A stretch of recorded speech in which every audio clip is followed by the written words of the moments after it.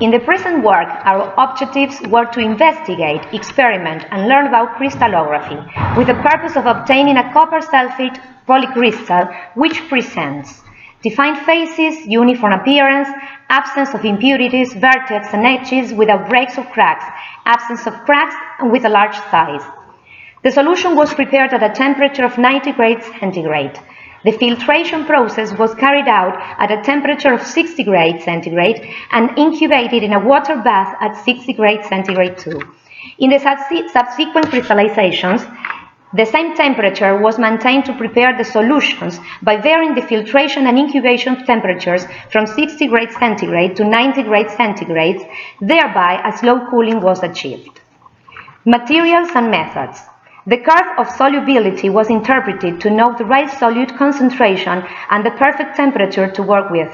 The experience was started by weighing 80 grams of solute, which were dissolved in 100 milliliters of water at 90 degrees centigrade and filtered in a double boiler at 60 degrees centigrade. A fishing line was tied to a glass rod so that a polycrystal could grow on it. In addition, the container was covered with newspaper, thus foreign materials couldn't get into the container and therefore obtain a pure seed. It was incubated in water bath at 60 degrees centigrade.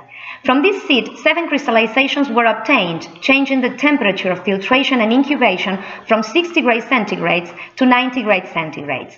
On the other hand, insulation techniques were improved. Results. Using 80 grams of copper sulfate in 100 milliliters of water at 90 degrees centigrade, a 20-gram seed was obtained. In the first crystallization, for 180 grams of copper sulfate in 250 milliliters of water at 90 degrees centigrade, a polycrystal of 25 grams was obtained. In the second crystallization, for 260 grams of copper sulfate used in 360 milliliters of water at 90 degrees centigrade, a polycrystal of 34 grams was obtained. In a third crystallization, for 340 grams of copper sulfate in 500 milliliters of water at 90 degrees centigrade, a polycrystal of 72.6 grams was obtained. In the fourth crystallization, for 150 grams of copper sulfate in 700 milliliters of water at 90 degrees centigrade, a polycrystal of 110 grams was obtained. In the fifth crystallization, for 780 grams of copper sulfate in 1 liter and 200 milliliters of water at 90 degrees centigrade, a polycrystal of 370 grams was obtained.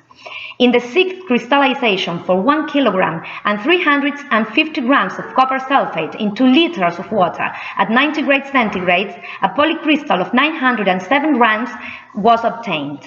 In the final and seventh crystallization, for 3 kilograms of copper sulfate in 4 liters and 500 milliliters of water at 90 degrees centigrade, a polycrystal of 1 kilogram and 380 grams was obtained.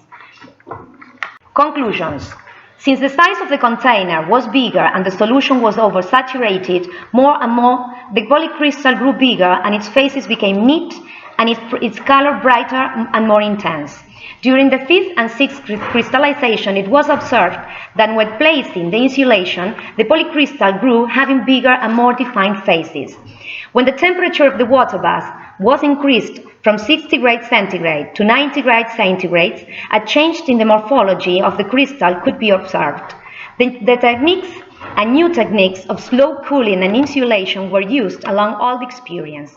The time of it was a period of 1 month and a half on Tuesdays and Wednesdays.